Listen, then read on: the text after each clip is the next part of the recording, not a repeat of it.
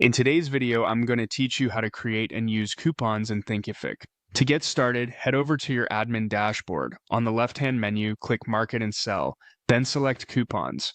This is where you'll manage all of your discount offers, whether you're running a promotion, rewarding affiliates, or giving select students a special deal. Once you're on the Coupons page, click the New Coupon button to begin creating one. From there, you'll fill in the main coupon details. First, enter the coupon name. This is the name students will see at checkout, so make it clear and recognizable. Next, choose the discount type. You can set the coupon as a percentage discount or a fixed dollar amount, depending on how you want the promotion to work. After that, choose which products the coupon applies to.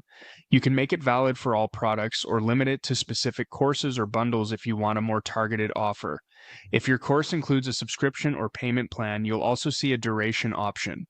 This lets you decide how many months the discount should apply, which is especially useful if you're offering a limited time deal on recurring payments. You can also control the coupon's availability by setting an expiration date or limiting the total number of times it can be used. This is helpful for creating urgency or managing a capped promotion. Then, define the coupon code itself. This is the alphanumeric code students will enter during checkout, so keep it simple and easy to type. When everything looks good, click Save in the top right corner to activate your coupon. A few helpful tips before you go.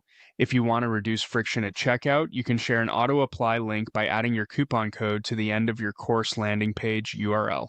If you're giving someone free access, you can either manually enroll them or create a 100% off coupon. And if you need large batches of unique one-time use codes, those can be generated using the Thinkific API and Postman.